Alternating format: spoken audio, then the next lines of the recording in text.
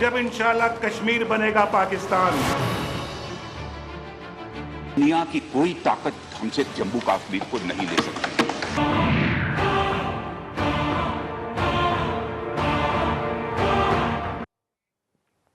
नमस्कार, मैं हूं सुरेश चौहान के और आप देख रहे हैं बिंदास बोल। आज का बिंदास का मुद्दा हम इतने हर्ष के साथ ले रहे हैं। आज हम ऐसा चौथा एपिसोड कर रहे हैं जो पाक व्याप्त कश्मीर पर है, गुलाम कश्मीर पर है। लेकिन मित्रों, ये खुशी की बात है कि हम अब तक के 3 एपिसोड में अब तक के 2 सरकारों को ये कहते आए हैं कि पाक अधिकृत कश्मीर की, हमारे भारत माता के इस शरीर के टुकड़े पर जो अवैध कब्जा पाकिस्तान ने करके रखा है उसको वापस मांगिए। लेकिन किसी सरकार ने अब तक ये आवाज नहीं उठाई। लेकिन हमारे लगातार 3 एपिसोड सरकार ने सुने ना सुने हमको पता नहीं, लेकिन ऊपर वाले ने तो जरूर सुने। और अब देश के प्रधानमंत्री से लेकर देश का पूरा सरकार पीओके को भारत में मिलाने की बात कर रहा है। अगली तिरंगा यात्रा पीओके में करने की बात भी हो रही है। हिंदुस्तान अपने अधिकारों के लिए जाग रहा है। ऐसे में आज का एपिसोड हम आपके सामने लेकर आए हैं। हम पाकिस्तान की उन काली करतूतों से, हमारे भाई जो कभी विभाजन के बाद वहां गए, या पाकिस्तान के कुकृत्यों से जो बलूचिस्तान पर अवैध कब्जा उन्होंने करके रखा है, इन दोनों मुद्दों पर आज के कार्यक्रम में बात करेंगे। हमारे साथ विशेष अतिथि भी रहेंगे। आप भी हमेशा की तरह घर से जुड़े रहेंगे। आप सबके साथ बिंदास को आगे बढ़ाएंगे। लेकिन उसके पहले विस्तार से मुद्दा।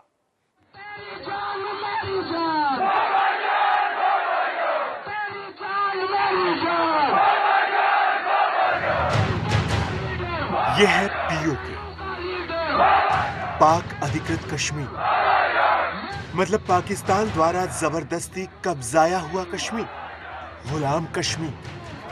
गुलाम कश्मीर पाकिस्तान के जुल्मों से आजादी चाहता है। गुलाम कश्मीर आतंकवाद से आजादी चाहता है। गुलाम कश्मीर नवाज की शराफत से आजादी चाहता है। और ये तस्वीर है आज की, जहां बड़ी संख्या में पीओके स्थित गिलगित बाल्टिस्तान में लोगों ने सड़कों पर उतरकर अपने गुस्से का इजहार किया और आजादी के नारे लगाए।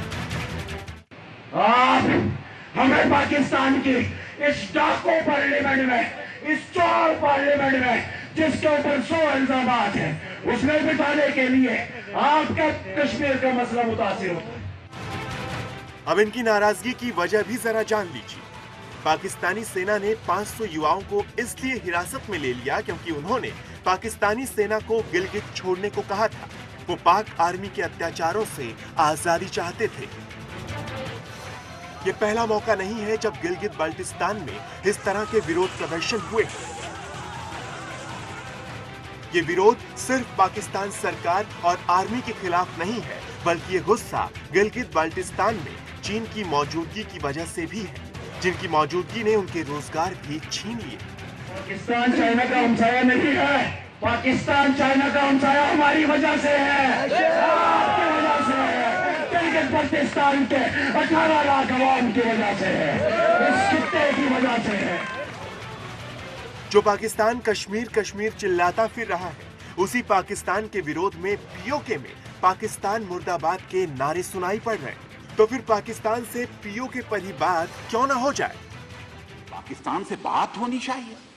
अरे बात होगी तो कश्मीर पर बात नहीं होगी डिप्टी चेयरमैन सर, पाक अधिकृत कश्मीर पर बात होगी, कश्मीर पर बात नहीं।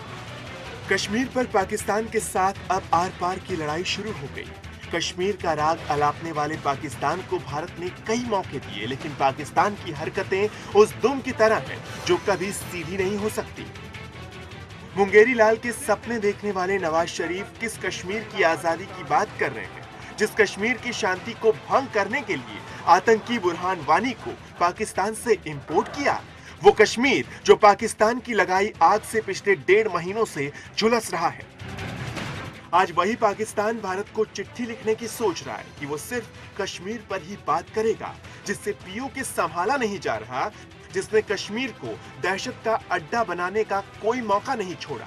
वो किस हक से अपने मुंह से कश्मीर का नाम ले रहा है?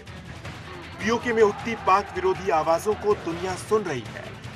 अब पाकिस्तान को यह समझने की जरूरत है कि आजादी कश्मीर को नहीं, पाक अधिकृत कश्मीर को चाहिए।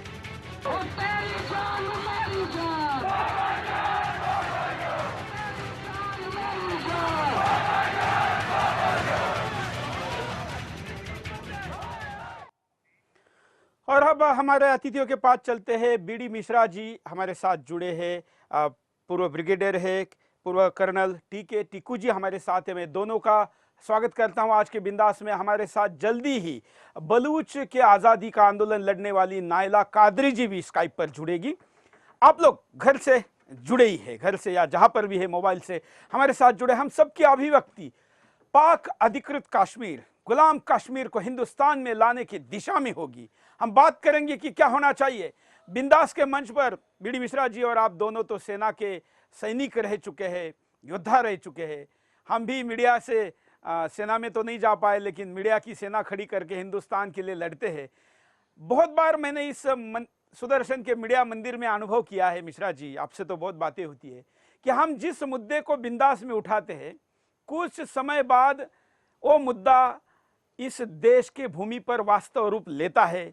सरकार हो या जो भी संबंधित व्यक्ति हो, वो उस पर आगे बढ़ता है। कई उदाहरण है। 850 एपिसोड में मैं दावा करता हूं कि 200 से ज्यादा मेरे पास ऐसे उदाहरण है कि मुद्दा हमने उठाया, उसके बाद वो वास्तव बना। जब हमने उठाया तब कहीं नहीं था।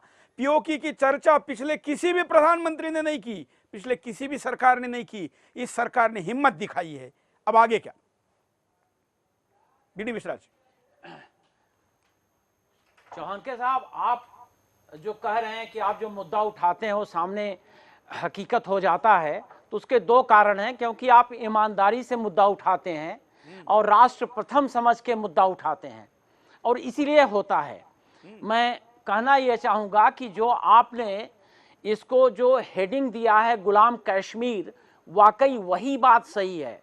और 17वें 70th जो हमारा इंडिपेंडेंस डे है, उस दिन लोगों को अब चेत में आ गया है कि वाकई अगर बात करना है तो गुलाम कश्मीर की बात करो, और बाकी कोई बात करने का मुद्दा ही नहीं है। यह बहुत सही बात है।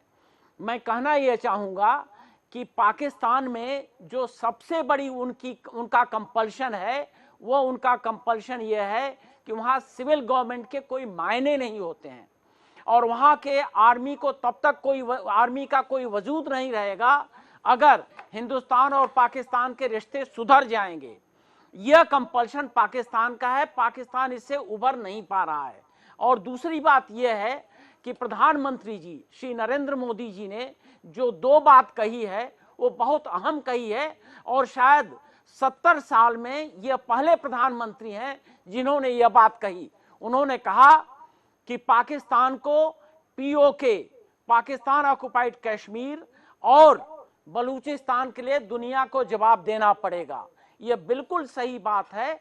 मैं समझता हूं कि पाकिस्तान का अब वह समय आ गया है जबकि इसके शायद हिस्से होने बिल्कुल तय हो गए हैं। और मैं यह भी कहना चाहूँगा कि आज के दिन में हमारी लीडरशिप और हमारी आर्मी दोनों सक्षम है कि पाकिस्तान को एक फिर सबक सिखा सके। इसी के साथ मैं यह भी कहना चाहूँगा कि आज पाकिस्तान में जो हो रहा है, वो पाकिस्तान के इसके बावजूद हो रहा है कि पाकिस्तान ने बाल्टिस्तान और गिलगिट में चाइना पाकिस्तान इकोनॉमिक जोन एक एस्टेब्लिश कर दिया है। वहाँ पर डेमोग्राफिक बैलेंस चेंज कर दिया है, इसलिए उनका रंज बढ़ गया है। और दूसरा, जो पाकिस्तान ऑक्युपाइड कश्मीर है, गुलाम कश्मीर, वहाँ पर डेमोग्राफिक बैलेंस इतना बिगड़ गया है कि वहाँ पर पंजाबियों ने अपनी हुकूमत कायम कर ली है, और जो वहाँ पर टेररिस्ट कैंप हैं, वहाँ का वाकई कश्मीरी बाशिंदा नहीं चाहता है। यह पंजाब, जो पाकिस्तान का पंजाब है, वहाँ से आया है। वहाँ पर बुरी हालत है, लेकिन मुझे पूरा विश्वास है कि अब पाकिस्तान के दिन गिने हुए हैं कि वो पाकिस्तान हमारे कश्मीर में कोई दखल कर सके। हमारे प्राइम मिनिस्टर की वार्निंग पाकिस्तान को अब चेतनी पड़ेगी। बिल्कुल टिक्कू जी, वैसे तो हिंदुस्तान का मीडिया भी कभी पीओके के बारे में नहीं बोलता था, लेकिन अब ऐसा माहौल बना है और बड़ा ये सुखद माहौल है। हालांकि बस इस सुख से इसको एहसास करके नहीं चलेगा, बहुत कुछ करना पड़ेगा। तो क्या करना पड़ेगा? देखिए चौहान साहब, पहले तो मैं एक दो बातें आपको पाकिस्तान ऑक्युपाइड जम्मू एंड कश्मीर के बारे में जानकारी देना चाहता हूं। सबसे पहले हम सबसे बड़ी विडंबना ये थी कि पाकिस्तान ने 47 में हमला करके ये वाला बाग कब्जे में कर लिया और इंडिया यूनाइटेड नेशन में गया। वो बड़ी पुरानी हिस्ट्री है, लेकिन बात यह है कि उन्होंने पाकिस्तान ऑक्युपाइड जम्मू एंड कश्मीर के जिस इलाके पर कब्जा किया है उसको छोड़ा नहीं। और 70 साल में किसी प्रधानमंत्री ने, किसी भी सरकार ने ये मुद्दा नहीं उठाया। जब हम बोलते हैं जम्मू कश्मीर ने एक एक्सेशन किया हमारे साथ विलय हो गया, तो हमने इस बात को क्यों नहीं अभी तक इंटरनेशनल फोरम में ये बात उठाई कि भैया तुम जिस कश्मीर के ऊपर आपने कब्जा कर रखा है वो हमें वापस कीजिए। और ये सबसे बड़ी भारत के अगेंस्ट जाता रहा इंटरनेशनल फोरम्स के अंदर, डिप्लोमेसी के अंदर, कि भाई आप क्यों नहीं बोलते। वो हमेशा क्यों बोलते हैं कि कश्मीर हमारा, जबकि कश्मीर उन्होंने कैप्चर करके आधा, फिर वो निकले नहीं। हम गए यूनाइटेड नेशन में, इस पर हमने एक्सेप्ट किया, हमने इसके विषय में बात नहीं की, इसे हमने अपना केस बिगाड़ दिया। दूसरी बात यह है, पाकिस्तान ऑक्युपाइड जम्मू एंड कश्मीर की जो टेरिटरी थी उसके साथ क्या किया पाकिस्तान ने। पूरा पाकिस्तान ऑक्युपाइड जम्मू एंड कश्मीर में गिलगित बल्तिस्तान, पाकिस्तान ऑक्युपाइड कश्मीर जो पाकिस्तान के कब्जे में है, और वो इलाका जो 1963 में पाकिस्तान ने चाइना को गिफ्ट किया। तो आज का जो टेरिटोरियल मैप है पाकिस्तान ऑक्युपाइड जम्मू एंड कश्मीर का, वो ये है कि जो हिस्सा पाकिस्तान ने 1947-48 वॉर में कैप्चर किया उसका क्या हाल उन्होंने किया। पहले जो गिलगित बल्तिस्तान है, जिसका पहले नाम होता था नॉर्दर्न एरियाज को उन्होंने जम्मू कश्मीर के मैप से निकाल के उसको सीधा इस्लामाबाद के तहत कर दिया। मतलब वहाँ सेंट्रल हुकूमत, यूनियन टेरिटरी समझ लीजिए हिंदुस्तान के परिप्रेक्ष्य में। और पाकिस्तान ऑक्युपाइड कश्मीर उतना ही रखा जितना कि जिसको वो आज़ाद कश्मीर बोलते हैं, वो वाला बाग था जिससे नॉर्दर्न एरियाज को निकाला गया। दूसरा कुछ इलाका था उनके पास जो कोराकोरम हाईवेज के पास था, 5143 स्क्वायर किलोमीटर टेरिटरी उन्होंने 1963 में चाइना को गिफ्ट कर दी। तो आज का जो उनके पास बाग है उसके अब हिस्से देख लीजिए। नॉर्दर्न एरियाज है जिसको अब उन्होंने नाम रखा गिलगित बल्तिस्तान, वो डायरेक्टली पाकिस्तान इस्लामाबाद के कंट्रोल में है, वहीं से हुक्म आते हैं, उनकी अपनी कोई असेंबली नहीं है। पाकिस्तान ऑक्युपाइड कश्मीर जो मुजफ्फराबाद में जिसका कैपिटल है, वहां पर उन्होंने कुछ साल पहले ही एक असेंबली शुरू की, नहीं तो वहां पर भी पाकिस्तान का डायरेक्ट इस्लामाबाद से हुकूमत चलता था। वहां पर मिनिस्टर ऑफ आज़ाद कश्मीर होता था जो सब कुछ चलाता था। और तीसरा जो है जो बाग उन्होंने चाइना को दे दिया। तो जिस कश्मीर के साथ उन्होंने टेरिटरी को डिवाइड करके बांट करके इधर उधर कर लिया, उस कश्मीर के ऊपर उनका कोई हक बनता नहीं है। और यह अच्छी बात है कि लोग अब इसके बारे में बोलने लगे। दूसरी बात यह है, आपने बोला इस विषय में क्या किया जाए। मैं आपको बता दूं 1971 में यह किताबों में भी छप गया। अभी जो general officer commanding northern command थे PS भगत साहब, वो विक्टोरिया क्रॉस विनर थे सेकेंड वर्ल्ड वॉर के, उन्होंने मिसेस गांधी को बताया था कैटेगोरिकली मुझे 48 घंटे और दीजिए, मैं आपको POK वापस ला कर दे दूंगा। लेकिन किसी वजह से, वो उसमें क्या वजह थी वो तो हम उस विषय में नहीं जाते हैं, लेकिन वो इजाजत उनको नहीं मिली। और 1999 में फिर एक और मौका आ गया, क्योंकि पाकिस्तान ने लाइन ऑफ कंट्रोल का उल्लंघन किया करगिल के अंदर। उस टाइम हमारे पास मौका था कि हम POK को वापस ले लें, लेकिन वो मौका भी हमने गंवा दिया क्योंकि हम इंटरनेशनल नॉर्म्स के मुताबिक काम करना चाहते थे। अब जबकि पाकिस्तान ऑक्युपाइड कश्मीर के लोग खुद चाहते हैं कि वो इंडिया में उनका विलय हो, और एक स्टेट जो महाराजा हरि सिंह के नीचे था और जिसका पूरा एक्सेशन, इंस्ट्रूमेंट ऑफ एक्सेशन के मुताबिक, government of India independence act के मुताबिक इंडिया के साथ हुआ, ये एक मौका है कि जम्मू कश्मीर की जो स्टेट है उसको दोबारा से वही नक्शे में आए, वही सूरत दी जाए जो महाराजा हरि सिंह के टाइम में था। और क्योंकि एक्सेशन तो पूरे स्टेट का हुआ, एक्सेशन जो हमारे बाग का नहीं हुआ, एक्सेशन पूरा स्टेट का हुआ, और इस बात पर भी हमें ध्यान देना चाहिए। और मैं ये भी चाहता हूं कि इस बात पर भी हमें ध्यान देना चाहिए कि अभी तक किसी गवर्नमेंट ने इस विषय में क्यों नहीं बात करी। प्राइम मिनिस्टर की तो बात छोड़ ही दीजिए, किसी और ने इस विषय में क्यों नहीं बात की। बिल्कुल सही कह रहा है। हमारे साथ नायला कादरी जी जुड़ी है, बलूच नेता है, योद्धा है, नेता कहने की बजाय उनको योद्धा कहना चाहिए। नायला जी, पीओके में आवाज उठी, आप तो उठा ही रही है, लेकिन अब हम बात फिलहाल पीओके की, गुलाम कश्मीर की कर रहे हैं, क्या इस पर आपकी पहली प्रतिक्रिया है?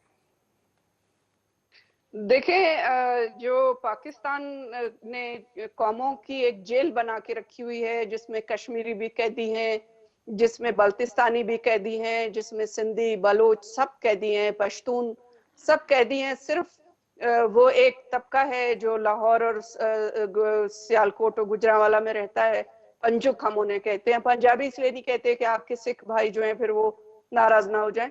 तो ये पंजुक हैं जिनकी जेल है पाकिस्तान। इसमें कोई भी इंसानी हुकूक नहीं रखता, इसमें कोई भी अपनी जमहूरी हुकूक नहीं रखता, और ये एक जेल है जिसे तोड़ने की जरूरत है। और इस वक्त जो है हम बिल्कुल इस चीज में बहुत खुश हैं सारे बलोचों की तरफ से। मोदी जी ने जो 70 साल की जो हिस्ट्री है, अभी जो आपका आ रहा है, आजादी का दिन आ रहा है, इसमें सबसे बड़ी बात जो है वो ये है कि 70 साल की हिस्ट्री में पहली बार किसी चलिए, नायला जी से संपर्क टूट गया है, लेकिन हम उनके पास दोबारा जाएंगे। हमारे साथ दो अतिथि भी जुड़े हैं। नायला जी शायद फोन पर हमारे साथ हैं। चलिए, हम नायला जी के पास दोबारा जाएंगे। इसका भी एक संदर्भ है, जो बात वो कह रही थी उसके ऊपर मैं उनके लाइव में जुड़ते ही दोबारा करूंगा। कश्मीर के इतिहास की बात हो रही है, वैसे तो हम सब जानते हैं, लेकिन फिर भी भ्रम फैलाने वाले लोगों को जवाब देना जरूरी है। देखिए, श्रीमान इंदर महेंद्र राज राजेश्वर महाराज धीराज श्री हरि सिंह जी, जम्मू और कश्मीर, नरेश तथा तिब्बत आदि देशाधिपति सार्वभौम सत्ता का इस्तेमाल करते हुए भारत संघ के साथ मैं इस इंस्ट्रूमेंट ऑफ एक्सेशन पर दस्तखत करता हूं। जी हाँ, ये वही विलयकरण का कबूलनामा है जिसे महाराजा हरि सिंह ने भारत के सामने पेश किया था। इसी कबूलनामे से पूरा कश्मीर भारत का अभिन्न अंग बन गया था। ये वो वक्त था जब पूरे भारत की 565 रियासतें भारत में शामिल हुई थी। वैसे तो भारत को आजादी मिलने के साथ ही सभी रियासतों को आजादी मिली थी। अंग्रेजों ने अपने स्वार्थ के लिए सभी रियासतों को आजाद घोषित कर दिया था, क्योंकि अंग्रेज नहीं चाहते थे कि एशिया में अखंड भारत बने। इसलिए अंग्रेजों ने बंटवारे का बम फोड़ा था। बंटवारे के बाद उप प्रधानमंत्री सरदार वल्लभ भाई पटेल ने सभी 565 रियासतों को मिलाकर प्रगतिशील भारत का निर्माण किया। लेकिन अंग्रेज एशिया में अपना हित हमेशा बनाए रखना चाहते थे, जो जिन्ना के रूप में उस वक्त सबके सामने था। भारत आजाद हो गया था। 15 अगस्त 1947 तक कश्मीर स्वतंत्र राष्ट्र था। ऐसे में जिन्ना की नजर हमेशा कश्मीर पर ही टिकी रहती थी और जिन्ना किसी भी तरह से कश्मीर को हासिल करना चाहते थे। इसलिए जिन्ना ने कश्मीर में अपने कबायलियों को घुसा दिया। कबायलियों के साथ पाकिस्तानी सेना ने कश्मीर में लूटपाट, चोरी और बलात्कार करने शुरू कर दिए। अत्याचार की ये कहानी पूरे कश्मीर में फैलने ही वाली थी। तभी भारतीय सेना ने दखल दिया और दुश्मनों को खदेड़ दिया। लेकिन कश्मीर के कुछ भाग पर पाकिस्तानियों का कब्जा हो गया। बस पाकिस्तान के इसी कब्जे को हम आज तक खत्म नहीं कर पाए। जवाहरलाल नेहरू से लेकर कई पीढ़ियों ने भारत पर राज किया, लेकिन कभी हम गुलाम कश्मीर को पाकिस्तान से वापस नहीं ले पाए। चाहे वो यूएनओ में नेहरू का कश्मीर मुद्दे को ले जाना था या फिर शिमला समझौते के वक्त इंदिरा गांधी का टेबल पर पाकिस्तान के सामने घुटने टेक देना। इस मौके को ऐसे ही गंवा दिया गया। ऐसा ही नहीं, नेहरू गांधी परिवार को ही पूरे कश्मीर को हासिल करने का मौका मिला हो। करगिल युद्ध के वक्त भी अटल सरकार को यह मौका मिला था, लेकिन हम बार बार मौके गंवाते रहे। इन मौकों को गंवाने का खामियाजा हमें हर बार भुगतना पड़ा। हर बार पाकिस्तान पूरे कश्मीर को हासिल करने के लिए अपने मंसूबों को और मजबूत करने में कामयाब होता रहा। गुलाम कश्मीर की कश्मीरी परंपरा तक को पाक खत्म करने में लगा हुआ है। साथ ही साथ हमारे हिस्से में आने वाले कश्मीर को भी वो सुलगाने से बाज नहीं आ रहा। वो तो हमारी सेना की दिलेरी है, जो बिना रात दिन की परवाह किए पाकिस्तान से भेजे आतंकियों से कश्मीर को बचाए हुए हैं, मगर हमारे राजनेता ना तो सेना के जवानों के सर कटने पर जागते हैं और ना ही कश्मीर में बढ़ते अत्याचारों पर। पाकिस्तान अधिकृत कश्मीर में वहां की वास्तविक आबो हवा को खत्म करके आतंकियों के अड्डे बनाए गए। हमारी धरती से ही हम पर हमले किए जा रहे हैं। हमारे कश्मीर में पाकिस्तान अपने गुर्गों को बैठाए हुए है। इन पाकिस्तानी गुर्गों की सुरक्षा भी हम ही कर रहे हैं, लेकिन ये पाकिस्तानी गुर्गे भारत में रहकर पाकिस्तान जिंदाबाद के नारे लगाते हैं। इन आतंकियों का दिल्ली में बैठे लोग इनके खाने पीने का ध्यान रखते हैं और आधुनिक अस्पतालों में इनका इलाज कराते हैं। लेकिन क्या हम अपने कश्मीरी भाइयों पर हो रहे अत्याचारों का बदला नहीं लेंगे? क्या हम उन पर ऐसे ही अत्याचार होते रहने देंगे और आतंकियों को उनके देश भेजने के साथ ही अखंड भारत के निर्माण की कोशिश नहीं करेंगे? आज हर देशवासी की यही आवाज है, हम हिंदुस्तानी, कश्मीर हिंदुस्तान का।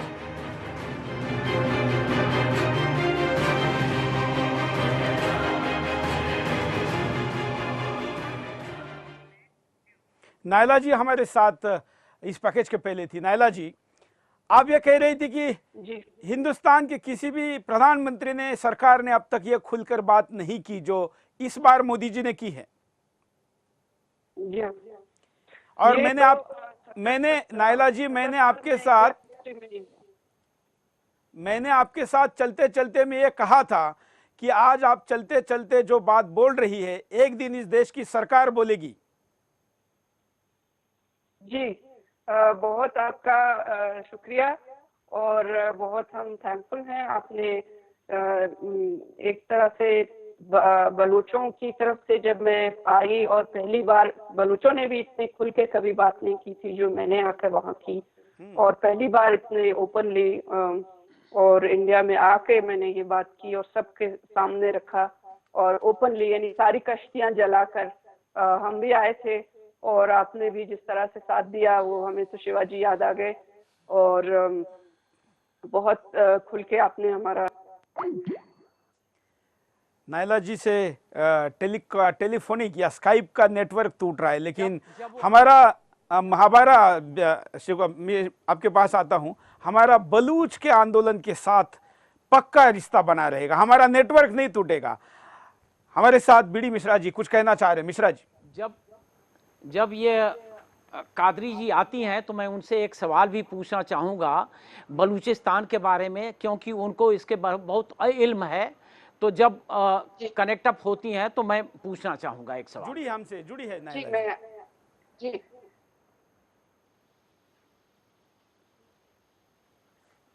बीडी मिश्रा जी, नायला जी जुड़ी है। नायला जी, क्या मैं आपसे एक सवाल पूछ सकता हूँ? हाजिर जी, पूछिए।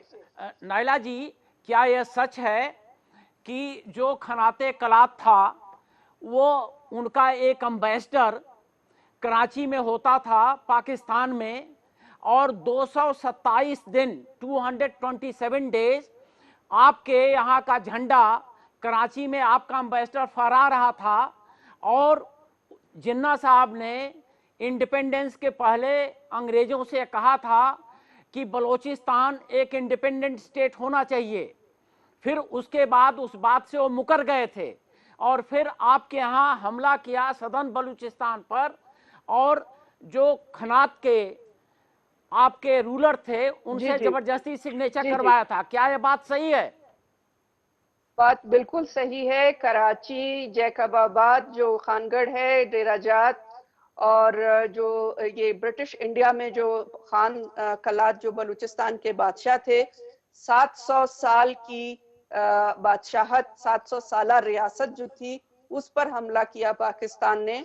जब ब्रिटिश सब कॉन्टिनेंट में हुक्मरानी कर रहा था, बलूचिस्तान तब भी एक आजाद मुल्क था और बलूचिस्तान कभी भी अंग्रेज का मातहत नहीं रहा।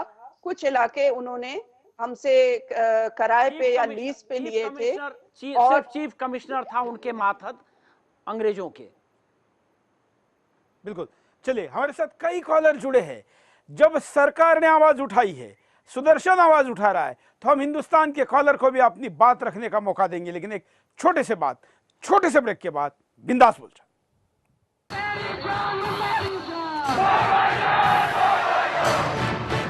जब इंशाल्लाह कश्मीर बनेगा पाकिस्तान। दुनिया की कोई ताकत हमसे जम्मू कश्मीर को नहीं ले सकती।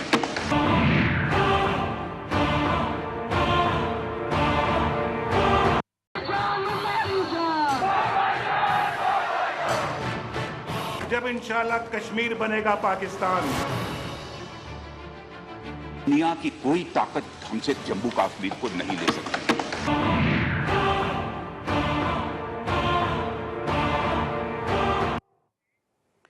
ब्रेक के बाद आपका एक बार फिर से स्वागत है। आप बिंदास बोल देख रहे हो और बिंदास में बोला हुआ बोल अब सरकार बोल रही है।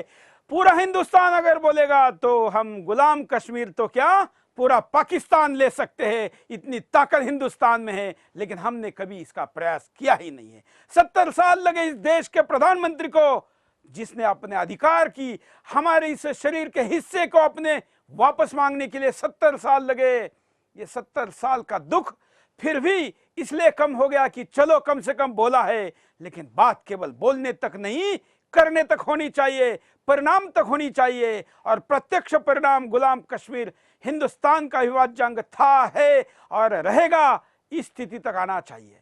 हम अपने आप ही गुलाम कश्मीर को हमारे नक्शे में छापकर खुद का समाधान कब तक करते रहेंगे? वास्तव रेशा हमारे देश की गुलाम कश्मीर के साथ क्यों नहीं आएगी? और वो लाने के लिए भुजा में जो बल चाहिए ये इस देश के सेना में है, इस देश के जवानी में है। दिल्ली में नहीं था, शब्दों में तो दिख रहा है, कृति में दिखेगा, ये अपेक्षा करते हैं। कई कॉलर हमारे साथ जुड़े, कुछ कॉलर को बात रखने का मौका देता है। जय हिंद, बोलिए। हेलो, हाँ जी मुझे कहना है एशियन व यूएन मानवाधिकार संगठनों ने कहा है कि बलूचिस्तान में व पीओके में कई लोगों ने महिलाओं बच्चों पर अत्याचार होते हैं। पाक आतंकी भारत में आतंकवाद फैलाते थे। हाफिज सईद बलूच हत्यारों के समर्थक व महिलाओं के आजादी के ढोंगी आतंकियों को 15 अगस्त को जैसे बरकत रजी सरदाई शक्कर तापर को फांसी दो। एनडीटीवी इंडिया टुडे देशद्रोह को बंद करो। हमारे साथ नायला कादरी जी दोबारा जुड़ी है। नायला जी, आपको दुनिया भर का मीडिया आपके आवाज को क्यों नहीं उठाते है? तब भी मैंने कहा था, लेकिन अभी भी आज के कार्यक्रम में इसलिए मैं बताना चाहूंगा कि आज बिंदास बोल इस फोकस विषय में हम बात करें।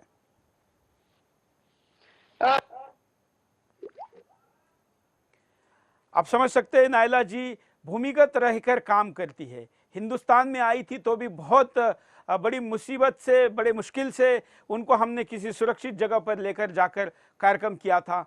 पाकिस्तान और पाकिस्तान परस्त और तथाकथित सारे इस्लाम के नाम पर बात करने वाले नायला जी के जान के पीछे पड़े हैं। और इसलिए नायला जी किसी ऐसे एरिया में है जहां पर नेटवर्क उतना अच्छा नहीं है जहां पर से स्काइप पर लगातार बात हो सके।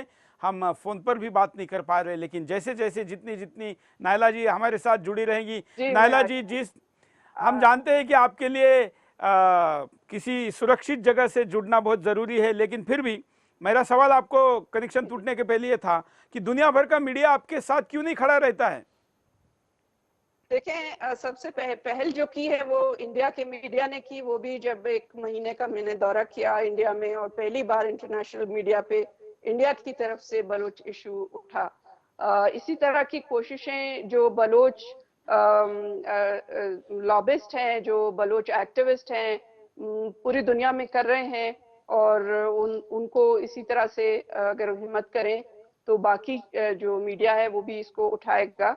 लेकिन एक बात इसमें ये भी है कि इतना खून बलूचिस्तान में बहा है पाकिस्तान के वजूद से अभी तक, उसको देखते हुए ये बड़ा हैरत की बात है कि जहां इंटरनेशनल कम्युनिटीज का, कौमों का मफाद होता है, वहां उनको बहता हुआ खून नजर आ जाता है। और जहां उनका मफाद ना हो, अभी तक इन्होंने आंखें चुराई हुई हैं बलोच के बहते हुए खून से, कि इनके दिए हुए, अमेरिका के दिए हुए जो जेट जहाज हैं उससे बमबारी होती है हमारे मासूम बच्चों पर, हमारी औरतों पर, हमारे लोगों पर, और हमारे घर जलाए जाते हैं। इनकी दी हुई टेक्नोलॉजीज हैं जिससे ये टारगेट करते हैं हमारे लोगों को। तो अभी इसको बंद करने की जरूरत। टीकू जी हमारे साथ जुड़े। टीकू जी, ये आंदोलन तो क्या, ये युद्ध है, प्रत्यक्ष युद्ध बलोच भाई और गुलाम कश्मीर के हमारे भाई पाकिस्तानी सेना के साथ लड़ रहे हैं। लेकिन दुनिया भर का अप्रोच तथाकथित जो मानवतावादी संगठन है उनका बहुत नकारात्मक रहा है। देखिए, इसमें तो कोई शक है ही नहीं। अगर 9/11 नहीं होता और अमेरिका में अलकायदा स्ट्राइक नहीं करता, आज भी ऐसा ही हाल होना था जैसा 9/11 से पहले होता। पाकिस्तान हिस्टोरिकली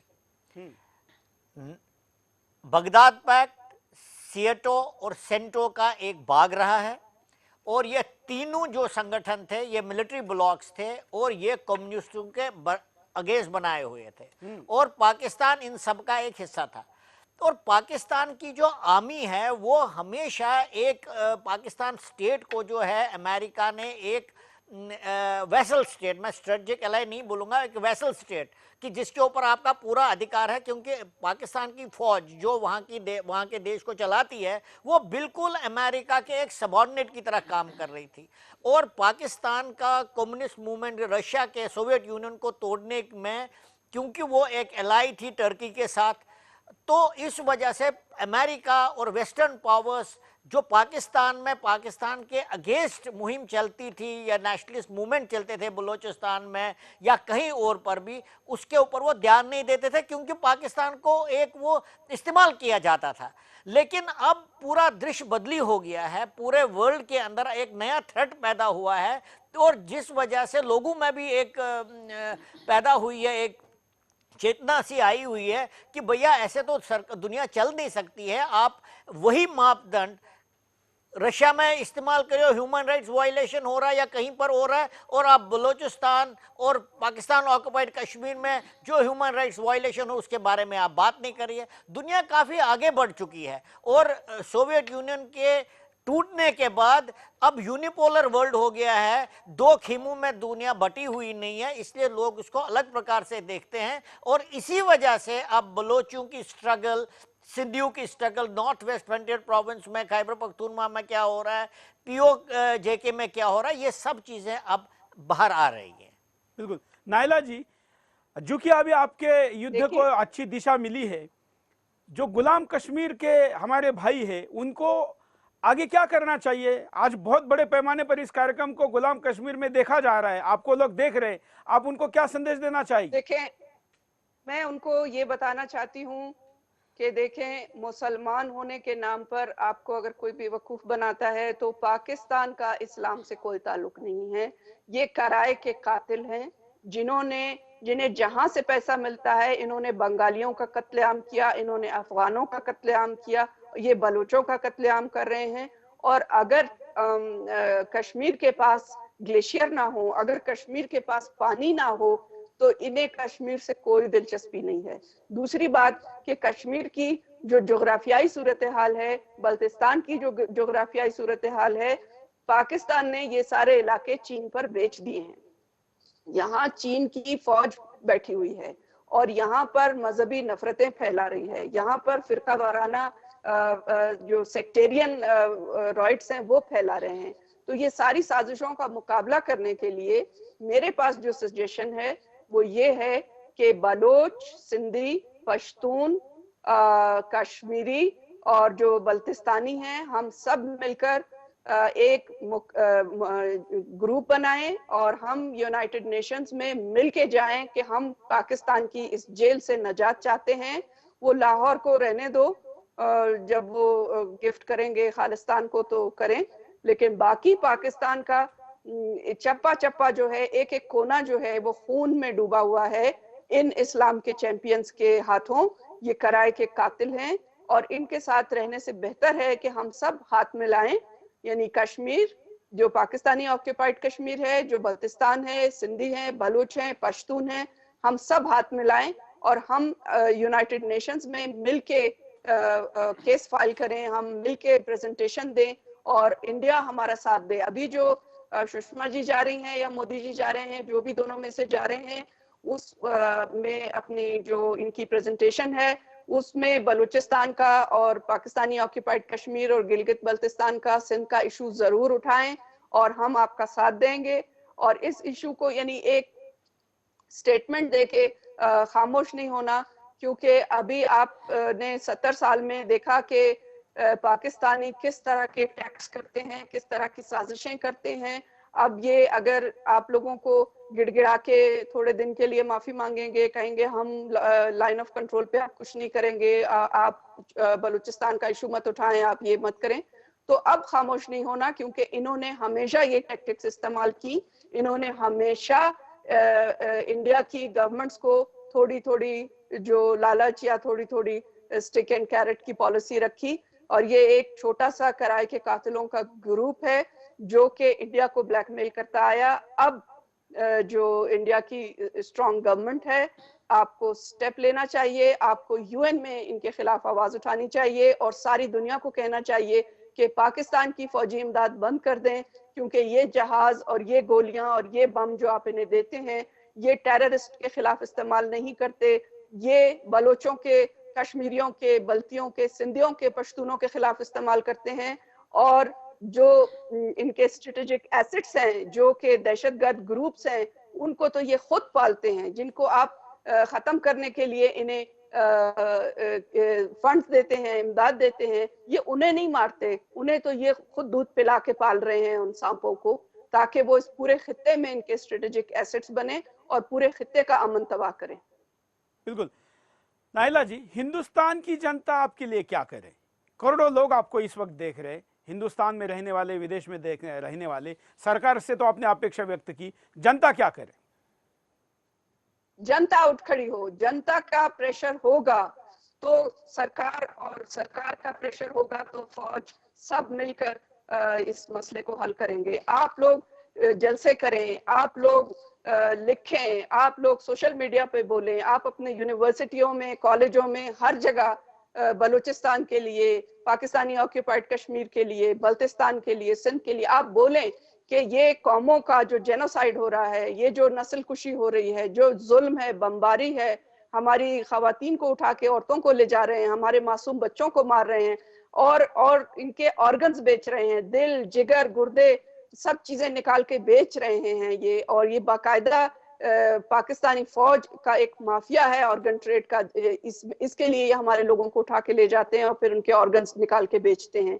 ये इंतहाई एक ऐसा जुर्म का एक गढ़ है जिसको खत्म करना जरूरी है, जिसका कंट्रोल करना जरूरी है, और इसके लिए इंडिया के अवाम को उठ खड़ा होना चाहिए, क्योंकि ये जिस तरह के दहशतगर्दों को पाल रहे हैं, ये कभी आपको भी आराम से नहीं रहने देंगे। हमारे सारे खित्ते की तरक्की इस चीज में है कि इंडिया के अवाम, भारत के अवाम उठ खड़े हों और हमारा साथ दें। हम आपका साथ देंगे और एक अमन वाला खित्ता हम यहाँ बनाएंगे, जहाँ पे मजहब के नाम पे, रंग और नस्ल के नाम पे कोई नफरत ना हो, हम सब इकट्ठे मिलके रहें और एक खूबसूरत दुनिया बनाएं। मैं कुछ बातें आपके मुंह से हिंदुस्तान को आश्वस्त कराना चाहता हूं। वैसे मैंने चलते चलते में सब कुछ कहा था, लेकिन हिंदुस्तान के ज़्यादातर लोगों को ये लगता है कि हमने जैसे बांग्लादेश को आज़ादी के लिए इतना प्रयास किया, बाद में वो हमारी ही समस्या बना, तो मुस्लिम इस्लाम के नाम पर हिंदुस्तानी विश्वास करने के लिए तैयार नहीं, तो आप पे क्यों विश्वास करें, ये भी थोड़ा बताइए। सबसे बड़ी बात तो ये है कि बाकी किसी और के बारे में बात करूं ना करूं, लेकिन बलोच के बारे में और सिंधी के बारे में तो ये क्लियर बात है कि बलोच और सिंधी मजहब के नाम पर ना कभी किसी से लड़े हैं और ना ये सूफी लोग हैं, ये प्यार करने वाले लोग हैं। अभी तक हमारे यहाँ हमारे मंदिर मौजूद हैं, अभी तक हमारे यहाँ हमारे गुरुद्वारे मौजूद हैं, अभी तक हमारे पास जो यानी हिंदू मजहब के सबसे कदीम और सबसे बड़े मंदिरों में से कुछ मंदिर हैं वो अब भी बलूचिस्तान में है। हिंगलाज का मंदिर है, काली का मंदिर है, महादेव का मंदिर है, उसमें मस्तुंग में काली का कलात में मंदिर है, हिंगलाज माता का मंदिर है। तो ये महफूज हैं। हमारे यहाँ सारे हिंदुस्तान में राइट्स थे अंग्रेज के कहने पे, जिना के कहने पे, जो जिन्होंने खून बहाया मजहब के नाम पर। कभी बलूचिस्तान में कोई राइट्स नहीं हुए, सिंध में कोई राइट्स नहीं हुए। तो इसमें जो है हम मुख्तलिफ लोग हैं। हमने और सबसे पहले जो तकसीम हुआ पूरे सब कॉन्टिनेंट में मजहब के नाम पर, वो अंग्रेज ने बंगाल को तकसीम किया था, अगर आपको याद हो। तो बंगाल की तकसीम और पंजाब की तकसीम ही अंग्रेज का बुनियादी काम था, और उसके साथ उन्होंने पाकिस्तान को ये बताया था कि अपने साथ इर्द गिर्द की जितनी कौमें रहती हैं इन पे कब्जा करते जाओ। तो हम बांग्लादेश के लोगों की तरह नहीं हैं, एक बात ये है। दूसरी बात ये है कि बंगाल के लोगों को भी इस चीज को समझना चाहिए कि मजहब के नाम पर आपने एक दफा गलती की, आपने मुस्लिम लीग बनाई, आपने दूसरी गलती की, आपने पाकिस्तान का साथ दिया, और अब तीसरी गलती आप कर रहे हैं कि दोबारा आप मजहब के नाम पर ये चीजें कर रहे हैं। मजहब की बुनियाद पर कभी अपनी मट्टी को तकसीम करना, अपने लोगों को तकसीम करना और उनसे नफरत करना, ये सिर्फ कोई साजिश हो सकती है, कोई बाहर का एजेंडा हो सकता है, वतन परस्ती नहीं हो सकती, क्योंकि वतन मिट्टी से होता है, मजहब से नहीं होता। बीडी मिश्रा जी कुछ आपसे बात करना चाह रहे हैं। मैं दो बातें कहना चाहता हूं। पहला तो बलूचिस्तान के बारे में और दूसरा अपने कश्मीर के बारे में। बलूचिस्तान के बारे में मैं ये कहना चाहता हूं कि 14 अगस्त कल बुरहान वानी के थीम पर एक ट्रेन चलाई जा रही है पाकिस्तान में, और वो बड़े शर्म की बात है कि पाकिस्तान ऐसे बात को कर रहा है। उसका करेक्ट जवाब यह होगा कि नायला कादरी को मोस्ट प्रोटेक्टेड पर्सन का यहाँ दर्जा दिया जाए, जेट प्लस सिक्योरिटी दी जाए, और इनको इनवाइट किया जाए कि ये Balochistan government in exile India में इस्टेब्लिश करें, जैसे यहाँ पर दलाई लामा को परमिट किया गया था और जैसे दलाई लामा ने यहाँ पर इस्टेब्लिश किया है। यह करेक्ट जवाब होगा पाकिस्तान का, यह करेक्ट मदद होगी उन बेचारे बलूचों की जिनके यहाँ पाकिस्तान की आर्मी पूरा अत्याचार कर रही है। और दूसरी बात मैं ये कहना चाहूँगा कि हमारे यहाँ के स्वतंत्रता संग्राम में जो सबसे अच्छा किसी का किरदार था वो इन्हीं लोगों का था, जैसे खान अब्दुल गफ्फार खान का था, जिसको हमने भारत रत्न दिया। और उनका हमेशा यही कहना था कि मजहब के नाम पर पाकिस्तान के जो पंजाब के मुसलमान हैं वही यह सब करते हैं, और यही पंजाब के मुसलमान हैं जो कि सिंध में, बलूचिस्तान में पूरा दहशतगर्दी कर रहे हैं और कत्लेआम कर रहे हैं। और दूसरा, मैं जो कश्मीर हमारा है उसके बारे में ये कहना चाहता हूँ। आज मैंने डिबेट के पहले एक बहुत ही आलम फाजल आदमी से जो कश्मीर के बारे में जानते हैं उनसे मैंने कहा कि हमारे प्राइम मिनिस्टर कहते हैं कि जमहूरियत, इंसानियत और कश्मीरियत, इसके बेसिस पर हम बात करेंगे कश्मीर पर। तो उन्होंने बड़े एक शेराना अंदाज में हमसे कुछ कहा, वो मैं कोट करना चाहता हूं। उन्होंने कहा कि घाटी के लोगों का दीनों मजहब क्या पूछे हो, कि उनने तो कहा कि घाटी के लोगों का दीनों मजहब अब क्या पूछे हो, कि उनने तो पत्थर फेंका, बम फोड़ा, कब का तर्क माने छोड़ना, कब का तर्क कश्मीरियत किया। ये वहां पर हालात हैं, कब का तर्क कश्मीरियत किया। तो मैं चाहता हूं कि पाकिस्तान को अच्छा जवाब देना चाहिए और मोहतरमा को इनवाइट करें कि गवर्नमेंट ऑफ बलूचिस्तान हमारे यहाँ इन एग्जाइल खोलें, जैसे दलाई लामा ने खोला है। मैंने तो पिछली दफा जो मेरा विजिट था इंडिया में, उसमें मैंने यही रिक्वेस्ट भी की थी और यही मैंने कॉल भी दी थी कि वक्त आ गया है कि बलूचिस्तान की एग्जाइल गवर्नमेंट को हमें शुरू करना चाहिए, और बलोच दुनिया में जहां भी रहते हैं वो उस एग्जाइल गवर्नमेंट का हिस्सा बने और उसमें अपनी प्रेजेंटेशन दें, अपनी राय दें। और अगर इतना इस तरह की जो स्टेप हैं, वो हिम्मत वाले स्टेप हैं, वो लिए बगैर हम इस जो सैलाब है दहशतगर्दी का, जो सारी दुनिया को अपने उसमें ले रहा है, हम इससे बच नहीं सकते हैं। अब इस पे समझ गया है, अमेरिका ने इनके पैसे बंद कर दिए हैं 30 करोड़, और बहुत दर्द है इन्हें इस चीज का। और अब ये जो सीपैक बना के बेच रहे थे, सीपैक एक नाकाम मंसूबा है, इसलिए कि ऐसे मंसूबे जिसमें आपके लोग शामिल ना हो, जिसमें उस मिट्टी के लोग शामिल ना हो, वो कभी नहीं चल सकते। बलोचों ने अपने खून का दरिया बहाया है सीपैक के खिलाफ, और उसमें सीपैक बह चुका है। सीपैक एक नाकाम मंसूबा है, और इस वक्त इंडिया को यूएन में भी हमारे लिए हमारा साथ देना चाहिए, और जितनी कौमें पाकिस्तान के जेल में बंद हैं उन सबको हमें साथ लेकर चलना चाहिए। नायला जी, मैंने आपको लास्ट टाइम जब आप कुछ महीने पहले जब भारत में आई थी और चलते चलते में और सुदर्शन में जब हमने आपका इंटरव्यू किया था, तब हमने आपको कहा था कि हमारे आज़ादी के दिन के पहले आपके आज़ादी के लिए हिंदुस्तान बोलेगा, वो सच हो गया है। अब मैं आज हमारे आज़ादी के दिन के एक दिन पहले आपको बता रहा हूं कि अगले आज़ादी के पहले आपका आज़ादी का रास्ता प्रशस्त हो चुका होगा।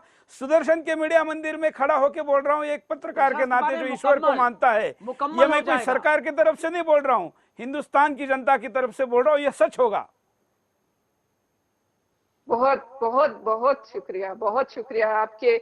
हम कहते हैं आपके मुंह में घी शक्कर, और हम कहते हैं कि आपकी बात को सुन ले ऊपर वाला, आपकी बात को मान ले, और जो खून बह रहा है हमारे लोगों का, हर दिन खून बह रहा है, वो बहना बंद हो जाए, और इस बला से हमारी जान छूट जाए, इस गुलामी से हमारी जान छूट जाए। ऐसा होगा नायला जी, ऐसा ही होगा, क्योंकि मैंने आपको लास्ट टाइम कहा था कि हमारी अगली मुलाकात पहली स्टेप को पूरा करने के बाद होगी। बीच में हमने आपको कभी संपर्क नहीं किया, डायरेक्ट आज किया है। शुक्रिया शुक्रिया शुक्रिया शुक्रिया। मैं ये पब्लिकली इसलिए भी कह रहा हूं, शायद पता नहीं कुछ लोगों के लिए रणनीतिक दृष्टिकोण से बोलना कितना सही है नहीं, लेकिन हम खुलेआम टीवी के लाइव पे दिखाना चाहते हैं कि सुदर्शन और इस हिंदुस्तान का मन बलूच के आजादी के साथ है, किसी भी कीमत पर साथ है। आप लड़ते रहिए, बहुत जीते रहे, जीते रहे। चलिए, हमारे साथ बहुत कॉलर भी जुड़े हैं, लेकिन समय की कमी है। मैं आप तीनों से एक एक प्रतिक्रिया लेना चाहूंगा। पहली कर्नल टीकू जी से प्रतिक्रिया लेते। टीकू जी, क्या आगे कैसे बढ़े इस मुद्दे पर? सरकार, हमारी सरकार पर भी दबाव बना रहे कि हाँ, जो केवल बात उठी है वो भी आगे हो जाए, और जैसे एक साल के अंदर एक खाका ऐसा बन जाए कि बलूच आज़ाद भी हो, पीओके हमारे अंदर भी आ जाए। क्या किया जाए?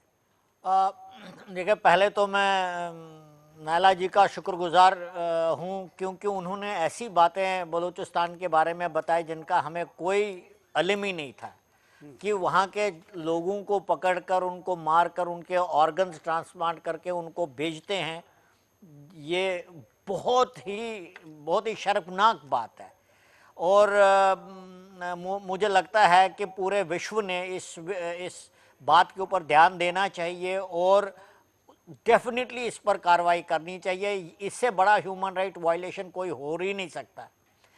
हिंदुस्तान ने अब इसके विषय में क्या करना चाहिए?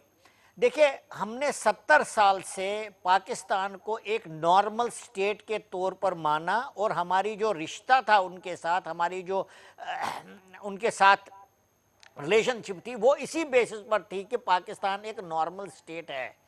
लेकिन पिछले 70 साल में, और खासकर पिछले 27-28 साल से, पाकिस्तान ने यह साबित किया है कि पाकिस्तान एक नॉर्मल स्टेट है ही नहीं।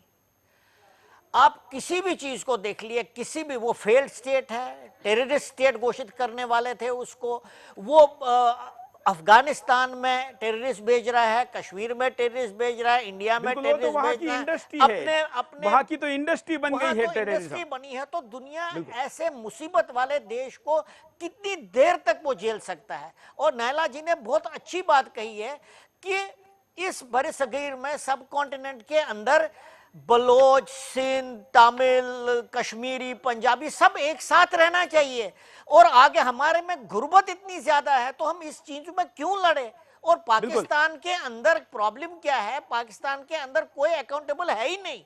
सरकार है, डेमोक्रेटिक तरीके से इलेक्टेड है, लेकिन उनके पास ताकत नहीं है। ताकत जिसके पास है वो अकाउंटेबल नहीं है। तो मुझे लगता है, क्योंकि प्रधानमंत्री ने खुद अपने मुंह से ये बात कही है कि भैया, हम दुनिया भर में इसका डंडोरा पीटेंगे कि बलूचिस्तान के साथ क्या हो रहा है, वहां कितनी ह्यूमन राइट्स वायलेशन हो रही है, और पाकिस्तान ऑक्युपाइड जम्मू एंड कश्मीर हमारा भाग है, तो इसके ऊपर अब पूरी कार्रवाई होनी चाहिए। बिल्कुल। चलिए मिश्रा जी, कार्यक्रम के आखिर में मैं ये कहूंगा कि इंडियन पार्लियामेंट में जितने एमपीज बैठे हैं, उनको जो हकीकत है आज कश्मीर की, उसको रिकॉग्नाइज करना चाहिए।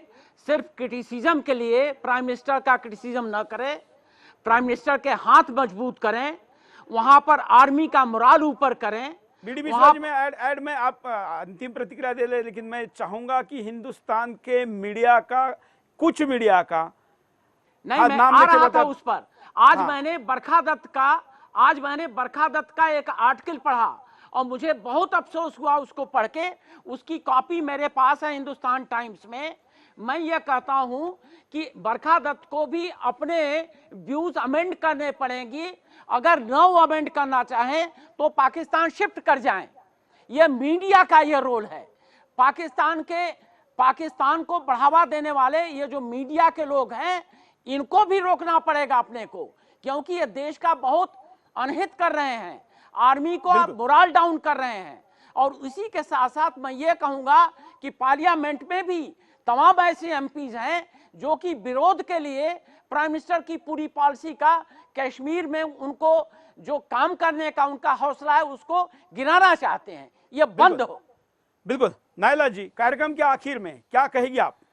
जी, मैं सबसे पहले आपका शुक्रिया अदा करूंगी जी, सुदर्शन टीवी का शुक्रिया अदा करूंगी और हिंदुस्तान के अवाम का शुक्रिया अदा करूंगी, सारे मीडिया का, और सबसे बढ़कर मोदी जी का शुक्रिया अदा करूंगी कि मोदी जी ने आज जो बात की है, और हमें यकीन है कि वो इस बात को यूएन में उठाएंगे, वो इस बात को पार्लियामेंट में उठाएंगे। और हम बलूचिस्तान के लोग जो इस वक्त आग और खून में जल रहे हैं, हम आपको बताएं कि अगर किसी को पाकिस्तान से हमदर्दी है, आप लोगों की अपनी अच्छाई होगी कि आप उसके आईने में पाकिस्तान को देख रहे हो। हमसे पूछो जो पाकिस्तान के जुल्म से सह के, जो पाकिस्तान की दी हुई अजाब और अजियतें सह सह के हम थक गए हैं, हम लाशें उठा उठा के थक गए हैं। और इस पाकिस्तान का सपोर्ट मत करें, अपनी गवर्नमेंट को सपोर्ट दें। पहली बार 70 साल में ऐसी गवर्नमेंट आई है आपके पास, आपको खुश होना चाहिए। हम आपकी जमहूरी रिवायात की इज्जत करते हैं, कदर करते हैं, आप अपनी राय जरूर दें, लेकिन ये वो वक्त है कि आप मोदी जी के हाथ मजबूत करें। ये वो वक्त है कि आप हिंदुस्तान की फौज के हाथ मजबूत करें। ये वो वक्त है कि पार्लियामेंट और हिंदुस्तान के अवाम इस वक्त मोदी जी के साथ खड़े हो जाएं कि इस खित्ते में जो ये नासूर पल रहा है, जो ये कैंसर पल रहा है, इसको खत्म करने के लिए हम सब हाथ एक कर लें, वरना ये ऐसी बर्बादी फैलाएगा कि फिर हम आज के दिन को याद करेंगे कि हमने क्यों मिलकर एक साथ एक मजबूत फैसला नहीं किया। बिल्कुल नायला जी, हम आपके आभारी है और आपके साथ है। आज आप इस कार्यक्रम में आए, आगे भी आपके राष्ट्र के आज़ादी के ध्वजवंदन तक हम आपके साथ रहेंगे। इसी वचन के साथ आज हम यहाँ पर रुकते हैं। दोनों अतिथियों का आभारी है, दर्शकों का आभारी है। आज के लिए इतना ही। जय हिंद।